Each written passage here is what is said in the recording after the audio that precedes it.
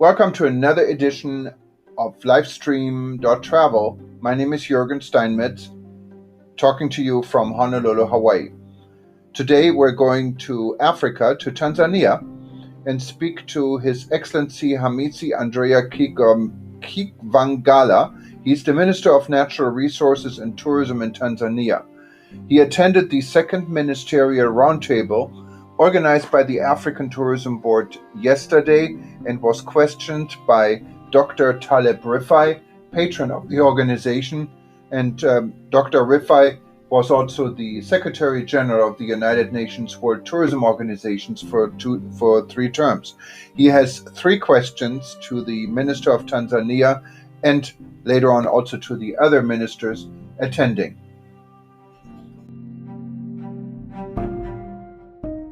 I have 3 issues to discuss with you. You could always start by asking questions to either Afro-Champions or WHO or Boeing, or you could go directly into the issues that we are discussing now, which is basically how can global organizations help you towards your country for recovery. That's number 1. I have a theory about this. I think that this pandemic has brought down all international organizations. Each country is acting on its own somehow. Much of the international organizations have lost their zest. The EU now is struggling. Even the UN is struggling. The EU is struggling. The Arab League is struggling. So we're down to basics now. Each country is working on its own bilateral. But can we still do something as international organizations or not? That's my first question. My second question is, what are your challenges according to you? You want to name 3 of them. Could you please try to write them down? My third question is, if you could achieve one thing while you're in office, what would it be? Which one out of the 3 is that? Thank you so much. Let me start with Minister. Thank you, sir. Please. Thank you so much. If you can repeat your second question, I would like to start with that one. My second question is, what are your challenges that you're facing today? If you want to name 3 challenges, what would they be? And the third one follows that. Yeah, in the first place, I would like to thank the African Tourism Board for inviting us to be part of this important ministerial roundtable. And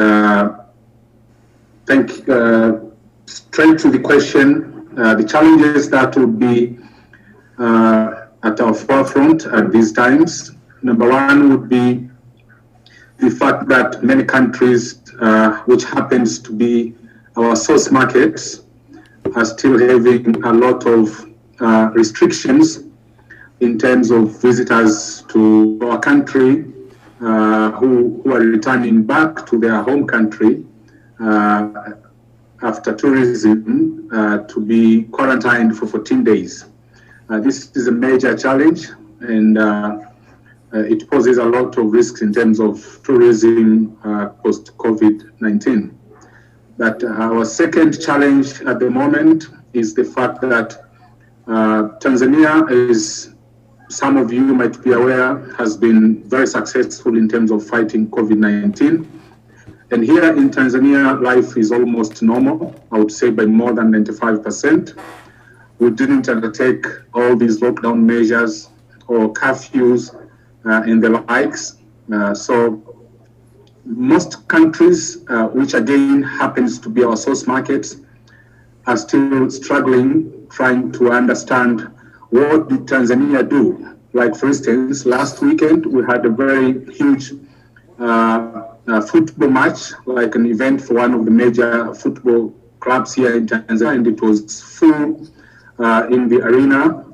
More than 60,000 people attended. And we didn't have any cases in the street or people hospitalized on COVID-19. It's a clear sign that we've been very successful in fighting the spread of the COVID-19 pandemic. But it's strange that most source countries still wouldn't believe that there is no rampant COVID-19 in our country. So this is our second most important challenge given the times.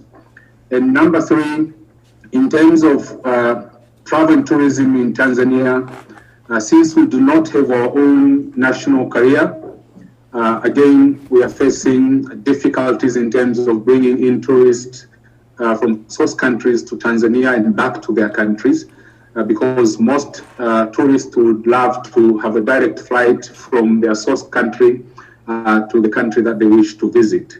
So you asked me of three most important challenges during the current times.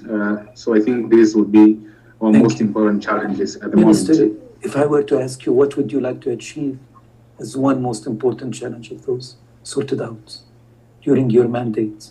Which one would you say? I think the third one is doable, probably.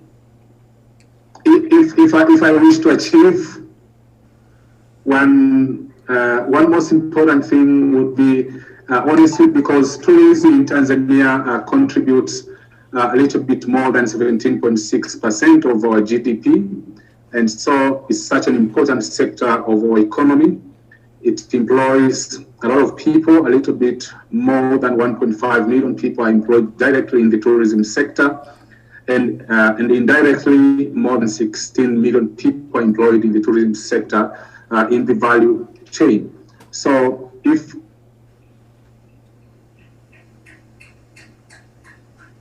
Sorry, we lost you.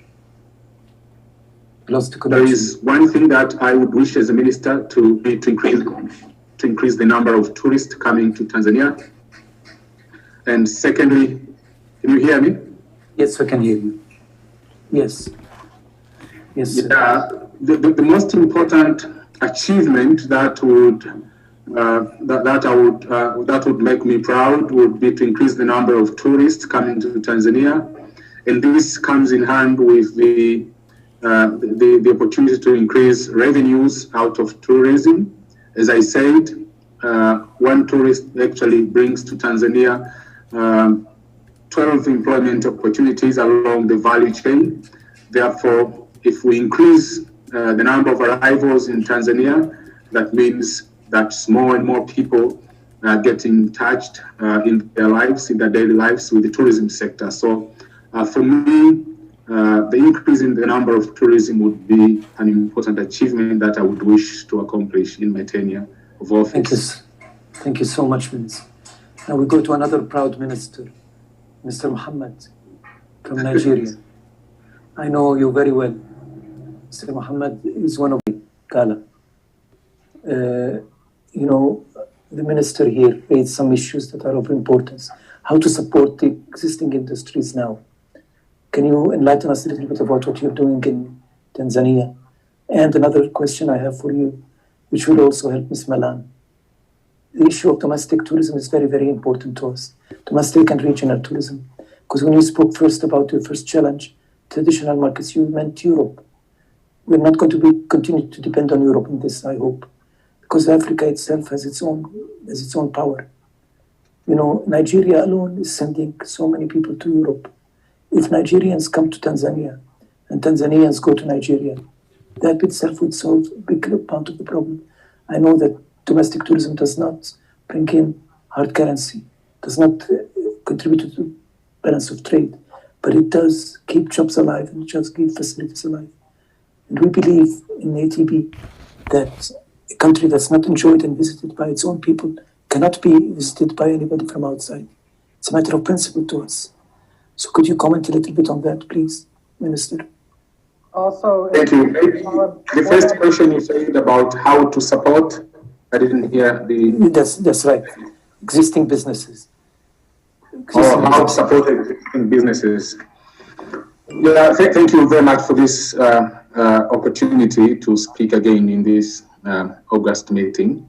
I would rather choose to start with the second question with regards to domestic tourism. Since the advent of COVID-19, we've been making a lot of efforts trying to revamp tourism in Tanzania. I would say we've been one of the earliest countries to reopen our sky, to reopen our borders, and to ease restrictions in terms of quarantine, 14 days isolation and the likes, so that we could revamp tourism as early as possible. And perhaps one of the earliest countries in Africa that major international airlines resumed their flights too. In the first place, that in itself was one of our efforts trying to rescue businesses and to rescue the tourism economy in Tanzania. Most businesses which were just about to close by end of April, when they heard that we were going to reopen tourism as early as possible, to reopen our sky as early as possible, they didn't lay off most of their workers. Some of them were assisted by the government, the Department of Labor, in terms of easing restrictions, in terms of the laws, the requirements for retrenchment, the requirements for paying the salaries at the end of the month, so that they could somehow put in place arrangements to reimburse maybe half salaries or quarter salaries to their workers, so that they could keep them instead of laying them off completely. So this is one of the measures that allowed businesses to keep their employees at work. And since we opened earlier, we couldn't feel much of the impact of COVID-19 in the tourism sector, and therefore we only made strides to reach out to ambassadors and high commissioners who are in Tanzania, and as well airlines, international media, so that we could announce that Tanzania is safe and is ready to receive tourists again after COVID-19. So we put in place a standard operating procedure that was followed by all stakeholders in the sector, and then we made sure that the news that we are open and we have SOPs in place was forwarded to all our partners and stakeholders abroad, and then they started sending in tourists to Tanzania. So slowly the sector started to rejuvenate.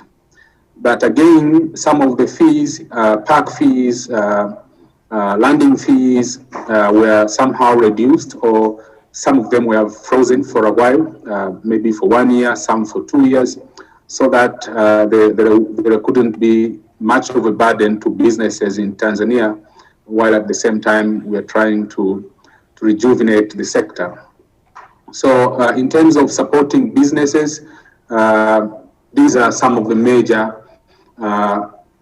efforts in terms of stimulus that were put in place by the government. Some of them were measures like talking to banks through the central bank in Tanzania, whereby interest and those monthly payments which were due could also be frozen for a while, so that they couldn't attract interest and penalties to these businesses, while at the same time they're not doing good business. So most of these packages were put in place, which again allowed businesses to thrive during difficulties that were posed by the COVID-19 pandemic. And as well, for instance, in the hunting tourism subsector, again, we also reviewed the rates and the way the season is run. Normally, the hunting season would be 6 months every year round from 1st of July. But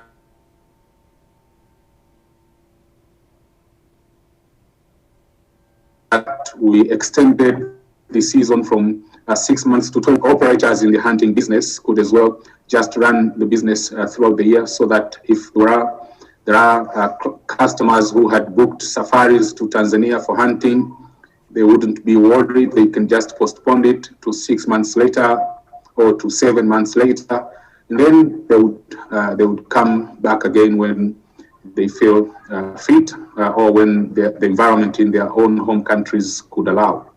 So we decided to very much work closely with the private sector, trying to see what measures we could put in place so as to allow businesses to thrive.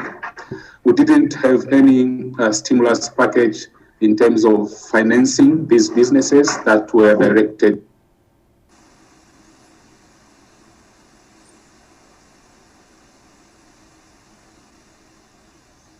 You're muted, Minister. You should unmute yourself, please. Yes, that's better. Yes. Okay, now on to the second question is with regards to domestic tourism, like for instance, Tanzanians could go to Nigeria, Nigerians come to Tanzania for tourism. That is far-fetched, I would say. So many factors accounts for this, but major one include the interconnectivity in terms of international flights between African countries. Most of international flights do not come easily from one part of Africa to the other part of Africa. And even regionally, still we are struggling with some countries. You have to go, for instance, if you have to come to Tanzania, you are from Namibia, then you'll have to go through South Africa, and then you connect to Dar es Salaam or to Kilimanjaro. So it becomes very expensive and tiring while we're just here in the neighborhood. So the major challenge, honestly speaking, is the interconnectivity issues when it comes to international flights regionally. But we've been making a lot of efforts as of recent, trying to see if we can revive our international career. That would bring in tourists and visitors from countries along the SADC region and as well within the East African community, so that we can just send these mid-range flights from Dar es Salaam maybe to countries like Zimbabwe, Namibia, Malawi,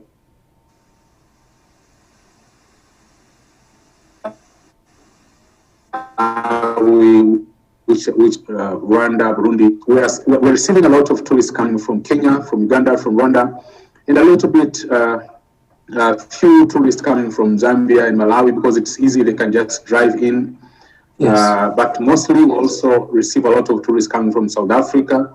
But now, under the situation of COVID-19, it's again very difficult to receive and expect to receive tourists from countries like South Africa, as it used to be before the COVID-19 times. So regional tourism, I think, is one of the mainstays for African countries. If at all we have proper infrastructure, if at all we work together, we have bilateral agreements, we invest in our airlines, at least the regional airlines.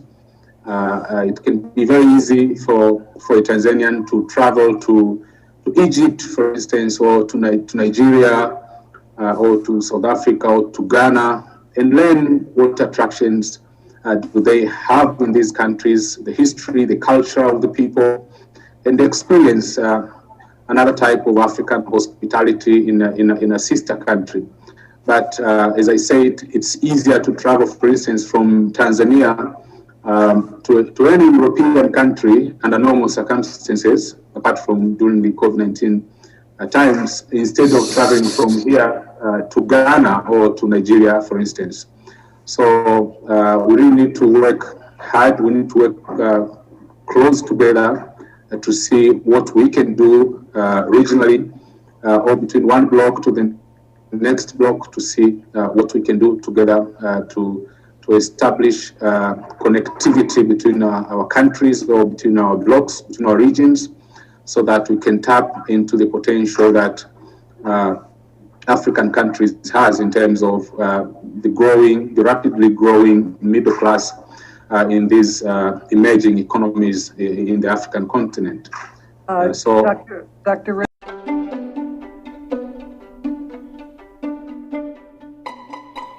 Thank you for listening. There will be more on the second ministerial roundtable in another podcast shortly.